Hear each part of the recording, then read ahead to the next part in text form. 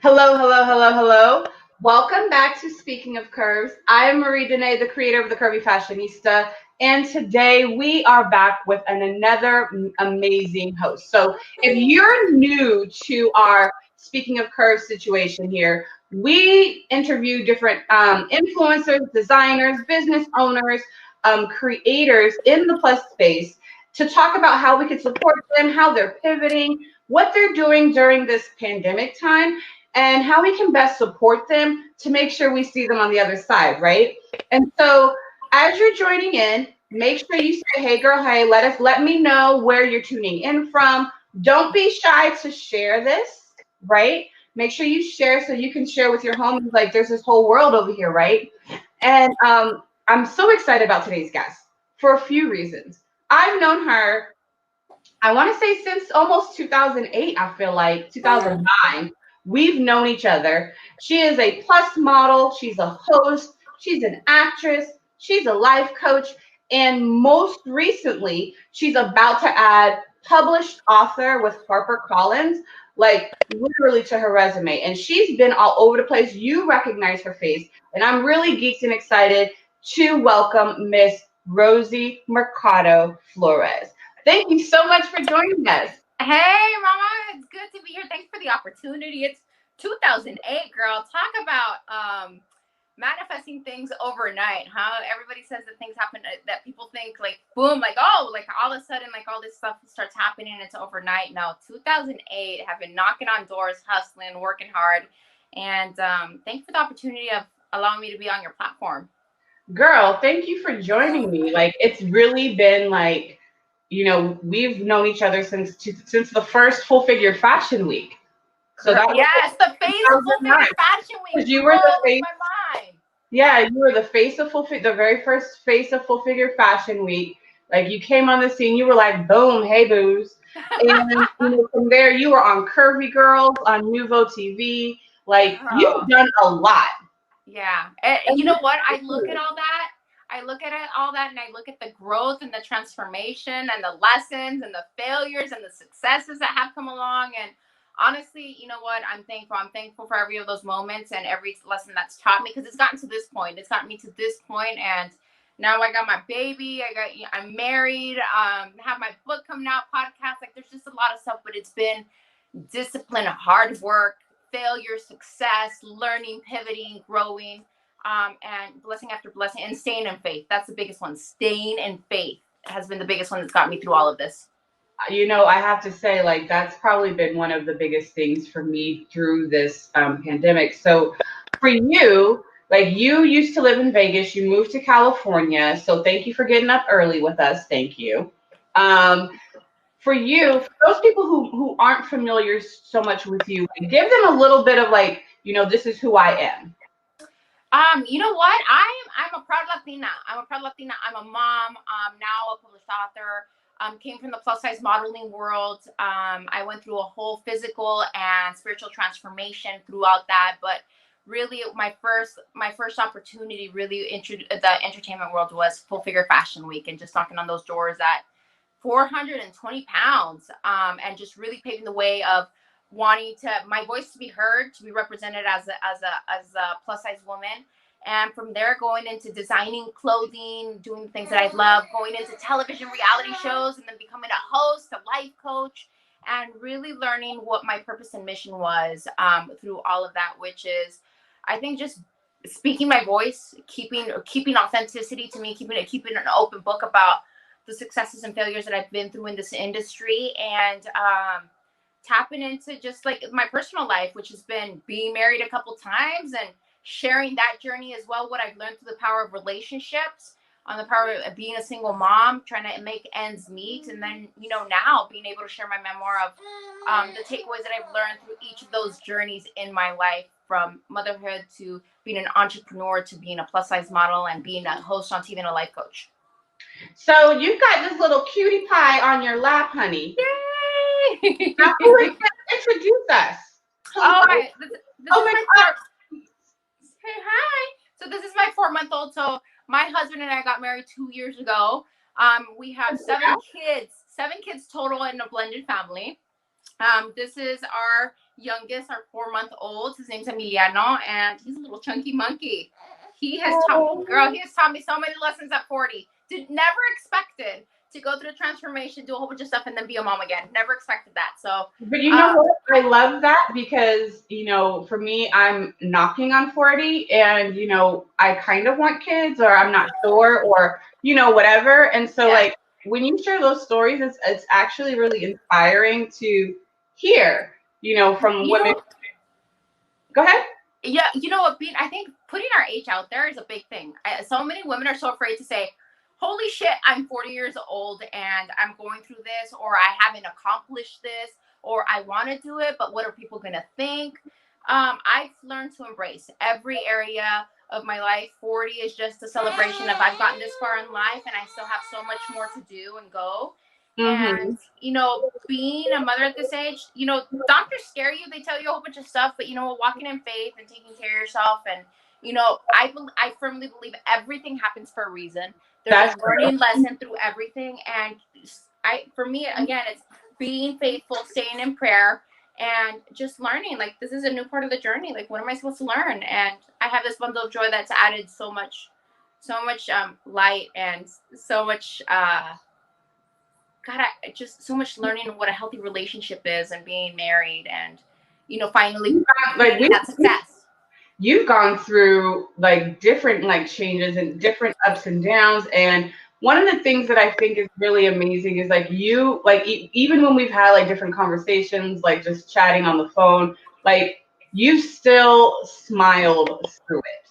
Like you still smiled. And I want to talk a little bit about like, especially now, like everything, like the world is like, what the hell, right? Girl, and the world is like, holy shit, like everybody's like dealing with so much stuff. Everything that we thought that we would never deal with or face with, we have been forced to look at our darkness. We've been forced to look at the stuff that's really going on in the world. We've been forced to make a decision whether to speak up or shut up or to ignore it. And eventually, like, there's been divorces, there's been wake-up calls, there's been people sharing their powerful voice, speaking up for what is right, for, you know, speaking and doing things for what is right, all across the board. And then also, I think finding what we value, which is family. Like, what were we missing? What were we not doing? So this pandemic has opened the eyes to so many things, and I think it's if you look at it from a sense of it's increased the values and what we've forgotten. Let me just tell you, I am staring at you. I'm literally like amazed at how you're having this whole conversation. You're holding your little man, you're moving, you're doing different things, and you're not missing a beat. I have to like get it, girl. Get it. Thank you. You know what? I think this is a reality of women. Of if when you're a woman, whether you are a mom or not, we multitask, and I think people sometimes don't understand how much we do. Whether you're an entrepreneur, you're working, you're hustling, you're going about your dream, you're working an 8-to-5 job, and then after the 8-to-5 job becomes your hustle for your dreams, your transformation, your own growth. Like, as women, we're constantly hustling. So I just want to keep it real. Doesn't mean that it's always easy. Sometimes we're like, oh man, like, here we go. How do I do this? But you know what? You just got to keep going. You got to keep pushing forward, and through it, you learn. You learn so much. So thank you for acknowledging that. Of course. So I do have a quick question from Angel. Angel asked, I want to be a model for plus size brands, but I don't even know where to start. I get this question all the time, and I always say you need to follow different models' blogs and websites because they share different tips. For someone who's curious about this, before you answer that question, can you talk a little bit about like the misconceptions of being a plus model? Because I think a lot of people think like, oh, you're pretty, you can be a model, but you have to have a thick ass skin. You have to have thick ass skin, because that's the one place. I mean, There you are. Oh no, your volume went away. There we go. Oh, there we are. Okay, so I have it on Do Not Disturb. I don't know what happened there. So I think what people have the misconception is that you go into modeling and it's very glamorous. The end result is very glamorous. The final picture that you see is very glamorous. But throughout that, you have to have thick skin, because You were constantly going through, you got the job. No, you didn't get the job. No, you didn't get the job. No, no, no, no, no. Yes. No, no, no, no, yes. But throughout all the no's that you get, it feels like rejection. And it's not that they're rejecting you. It's just you're not what they're looking for. And then on top of that, you have to have the experience that you have to go into it, that it's not that, oh, I'm beautiful, I'm a model. No, no, no. I'm here to do a job, perform a service. Like, this has to, like, not only look good, but I have to be able to, through my image, I have to represent a message, sell the product. And when I become something that I could sell a product, then I'm completely hired over and over again. So there is a big business perspective that a lot of women think that, oh, I'm a model, is glamorous. Hello, that's all it is. And then when you go and show up to auditions and you're like, they don't take the time of day to really, like, you know, you're just not what we're looking for. And you're not ready for that. You have to have thick skin. Like, it really can get under your skin if you're not mentally and emotionally and spiritually prepared for that. And when you don't book those jobs right away, also you have to understand why you're doing it. Be purposeful with it, because you got to keep on knocking on doors, and that's just everything in life. If there's a purpose behind it, if you understand your why, you'll keep doing it. If not, you will fall into depression. Those criticisms will get under your skin, and you need to understand that people are human. Not everybody is nice about a criticism. Sometimes they can be mean, and you have to just be graceful about it and say, you know what, thank you, it didn't work out this time, but maybe in the future, if you ever need me, please give me a call. I'm always here to help out, or always here, you know, looking for work. Oh, that is an answer. Real quick, for those of you guys who are just joining us, I'm Marie, the creator of The Curvy Fashionista, and we're here on our Speaking of Curves with our very, like, OG guest in the plus size space, Miss Rosie Mercado Flores, and she's sharing with us a little bit about her journey. She's taking questions, or yeah, she's answering questions, and she just finished answering the question around well, initially it was more about, like, you know, where do you start to be a model? And I kind of switched it up and was like, what do you need to know before going into the modeling space? Because I think that there's often that disconnect or that missing space. And so, you know what, Maria? I also think that the disconnect was, especially coming from Full Figure Fashion Week and going to different fashion weeks, going all the way to Paris and being in Fashion Week. I think the disconnect is also as you see someone on the runway, you see how beautiful they are. All eyes are on you. The attention is on me. So if you're going into this to seek attention and validation, it is the wrong reason to go into this industry. Like, there has to be a bigger purpose than that. And I've noticed that a lot of women, as soon as they don't get the validation or they don't get the opportunities, they kind of give up, which tells you a lot of where they stand. But if you want to get into this industry, it's work, work, work, work. Start taking pictures. Figure out what other plus size models are doing. Figure out how they're doing it. And you see them, that one thing that is in common with all of them, they are consistently taking different types of pictures, pushing out their own message, their own purpose through those images. And that's how you get work, because you need to be able to prove to those brands that you are capable of standing in front of camera and shooting, and that you could shoot all day. Like that like nobody's business. People get passed off at Instagram now. Like, Instagram is now the new casting couch. Yeah, and they want to also know that you're connecting, that you have a bigger purpose than just, you know, something that's not authentic. You know, not being authentic, like, people capture your bullshit like no tomorrow. People see through that. People are not hungry for that. People are hungry for authenticity. You got stretch marks, own it. You have rolls, own it. You've lost weight, own it. You've gained weight, own it. When you publicly talk about all these things that people are going through, that are too embarrassed, too shy, they don't know who to turn, and you voice that out, and you voice exactly what you're going through and how you get over it and how you love yourself, you create a connection that people become loyal. They start speaking, engaging. That's what brands want right now. They want a voice. Right. They want more than just an image. I mean, and we all, I think it's not even just brands. It's like us, right? Especially now, especially for the past 6 months, like, we have been looking for ways to connect to, I mean, that's part of the reason why I started the Speaking of Curves, right? To connect with other entrepreneurs, business owners, influencers, because I needed motivation too and inspiration. Like, it's a little bit selfish for me, but I wanted to be able to hear from other folks like you, because it kept me going. And then for me, it's like, I'm, you know, wanting to help, you know, and serve the community and be able to introduce to some people, like, the face behind the brand, right? Because we see pictures, we see, you know, all these other things, but when we have a conversation and you get to kind of peek behind the curtain, it's a whole other type of conversation. Yeah. So, yeah, and I love that, Marie, because you're curious, and I think that's what a lot of people right now, especially through pandemic, we haven't. A lot of people don't have jobs. There's a lot of time in their hands. There's a lot of worry, and one thing that I've really like understood and learned that right now.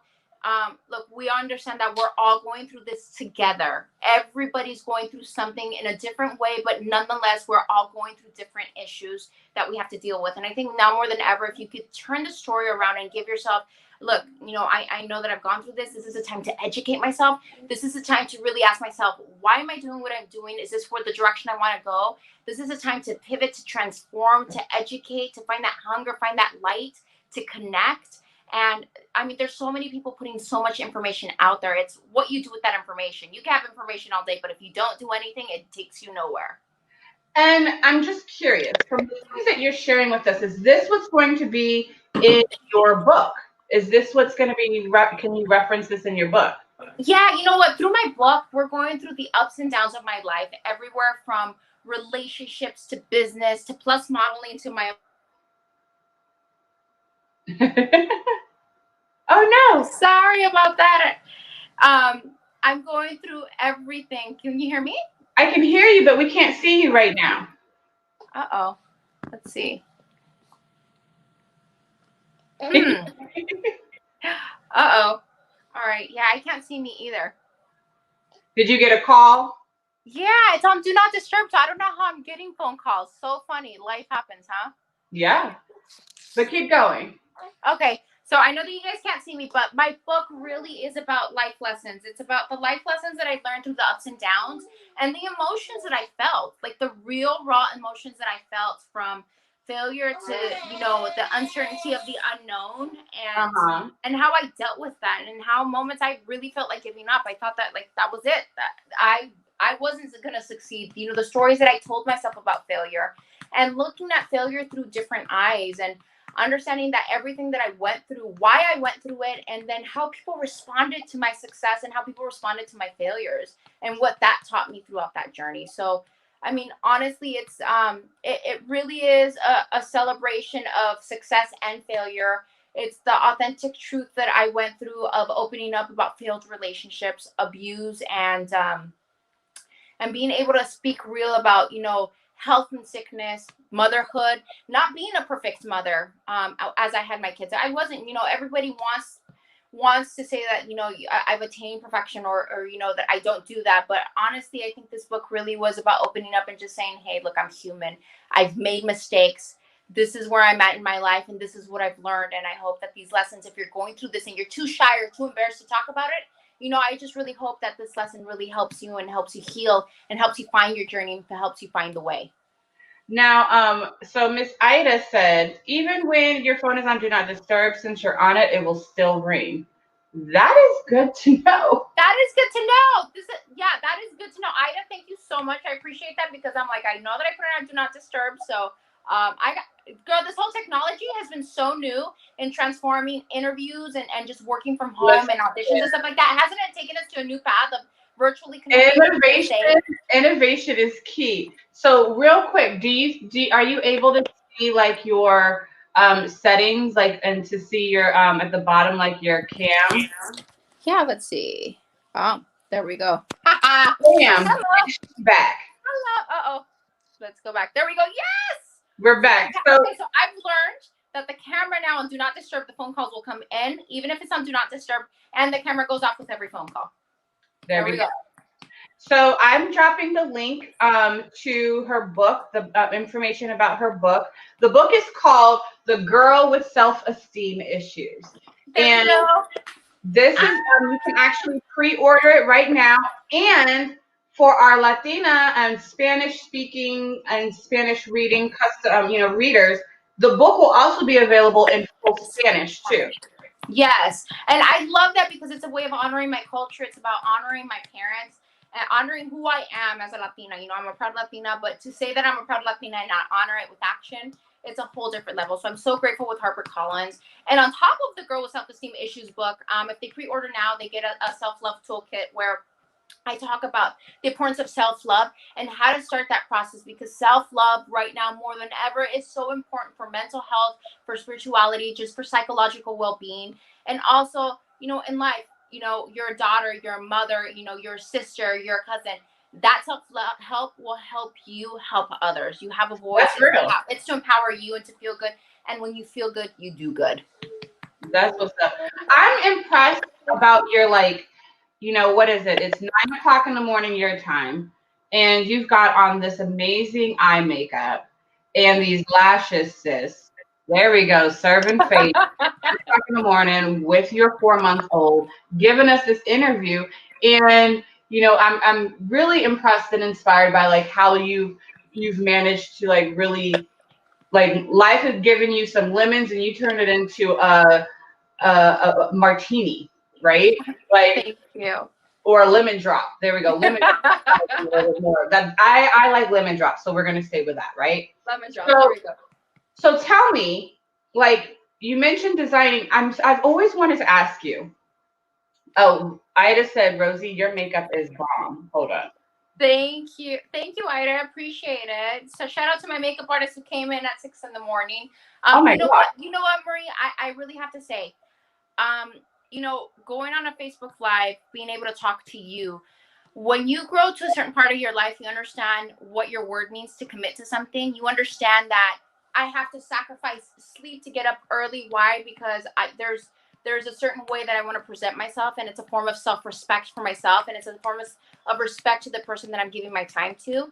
And when you take these opportunities and you see them as an opportunity, you start shifting your mind and you take that into responsibility. So you do things that you have to get done, no excuses, get them done regardless. You know, the sacrifice is wake up earlier. So it's 24 hours in the day. It's what you're going to do with it. So thank you. Girl, you so fancy.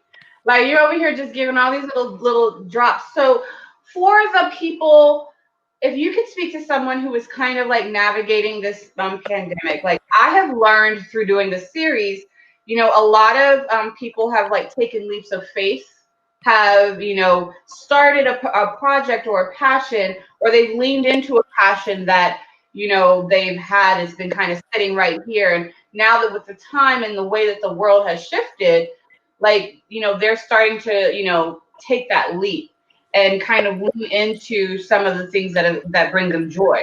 What advice would you give or share with them in that kind of transition? And that kind of transition, I think one thing that I've said throughout my book, and one thing that I've learned throughout my journey is when you're in transition, there's going to be moments that you feel like giving up. And that's human part of us. We feel like giving up. We get let down. We get a no. Someone doesn't believe in the product or our dream or the creation that we've done. And then, you know, we find ourselves, okay, like this isn't working.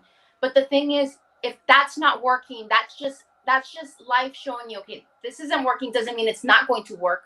Right. How can you give it a twist? What can you turn around? This action, what other action can I take towards my dream? So it really is about committing to when you feel like giving up, okay, why am I doing this? Okay, I'm doing this because this is my passion, this is my purpose, this is part of my mission. Okay, so I can't give up. So this isn't working. So life's telling me this isn't working. I'm not failing at this. What can I do differently? So it's about asking quality questions so you can get quality answers, and you can give yourself the drive that you need to keep on going. Because if we go into failure mode, we're like, why did this happen? Why me? I'm a victim. Like, I'm going to give up. This didn't work. This was a waste of my time. No, look at it like this is a purpose. There's growth here. It's not going to happen overnight. Patience is important. Consistency is key. I got to keep on going. And this is why I'm going to keep on going. And if it's important for you, even write it. Put it in your mirror. So when you wake up, it's the first thing that you're reminded of. I'm awake. Thank you. Gratitude for that. I am breathing. I have purpose. This is part of my mission. This is why I'm doing it. All right. Time to hustle. Time to go. Vanessa said, oh my gosh, she's giving an interview while burping her baby. This is like presidential. Keeping it real, motherhood. Right? But you know, I mean, this is the time, like this is the space where we're at now, right? Like this is reality. This is reality. This is like honesty. And so you had mentioned you know, the pivot, you know, just because you know you get a no doesn't mean like no more. Just because just not right now. Or not right now, right? Exactly.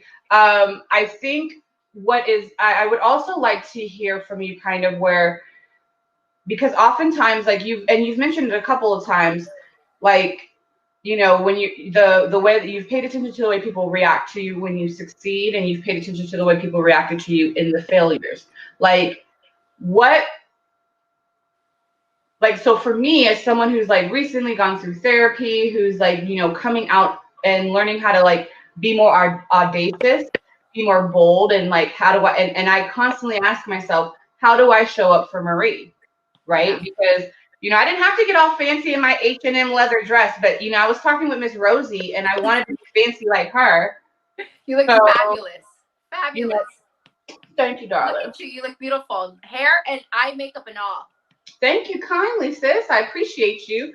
But in this kind of process, when you're learning kind of how do you seeking approval, right? How did you nip that in the bud? Because I think that approval seeking piece is what can kind of derail you from following your dreams and your goals. Because you start to kind of reach out to folks, or you ask questions to folks who aren't your who don't know the vision, who can't see the vision. Girl, hold on. Right now, what you just said, speaking to folks about your vision, stop doing that. You share your vision with people, close people, 2, 3 people max, people that are really close to you, people that are going to speak life into your vision, speak with the people that believe in you. You don't go telling the world, I'm going to go do this, because this is what I've learned. When you tell, like, my book was under wraps for 2.5 years. It was under wraps. Why?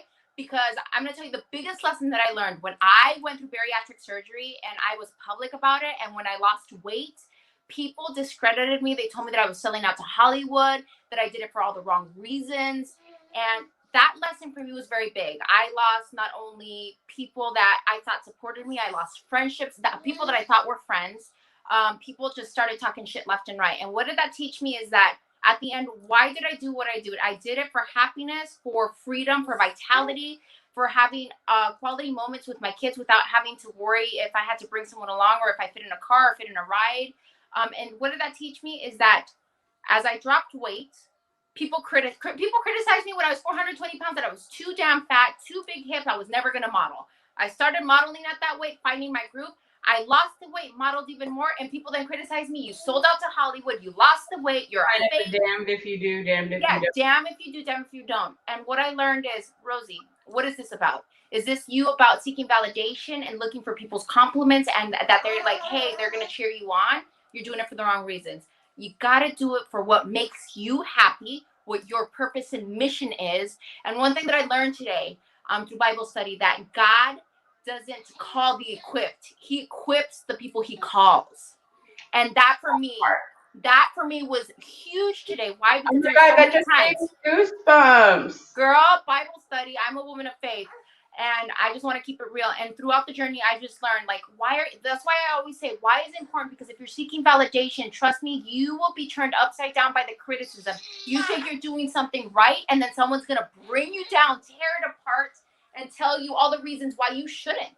Or people are going to be like, you're too crazy. You're dreaming about doing this. You're not going to make it. Or you know what? You lost weight, girl. Why did you lose weight? Come on, now get real. Why did you lose weight? And then, girl, you lost that much weight. You look so sick. You need to eat. You need to put some pounds on. And then you do put some pounds on, girl. You put it on some pounds. You got to lose some weight. You don't make anybody happy. This journey, your journey, is about being at peace with who you are, walking in your own authentic skin, being happy, whatever happy may mean for you, and accomplishing your purpose and finding your dreams. When you find your dreams and you're on purpose and you're on mission, you will find that you are peaceful, you are in flow. People's reactions, you need to understand, negativity has nothing to do with you. It's none of your business. It's their own personal journey. They criticize you, bless them, and keep on going. I mean, look, they still criticize Beyonce. Yeah. I mean, like, everyone's got an opinion. Everyone's got something to say. And I think, the more that we realize that this is something that I've also been learning, and through, just through these years, and literally, like, for me, I realized that my purpose and my walk looks different because it is different. It's different. Everyone's walk and purpose is going to be different. That's okay. That's a celebration, girl. And that's okay. And I think that's where, we kind of, sometimes it's easy to get kind of discouraged or distracted by someone else's, picture or edited, something they've posted on Instagram has made you feel like, oh, I'm not there. Oh Oh, yeah. If someone goes and says, "Oh wow," and I've had this. Like I literally had this 2 weeks ago. Some girl said, "Damn girl, you lost all this weight, but your body doesn't match your face. So why don't you just get some surgery and make it match?" And I was like, you know what? That just shows an insecurity. Something in my body triggered something in them that they would react that way. And that didn't get me down. My purpose is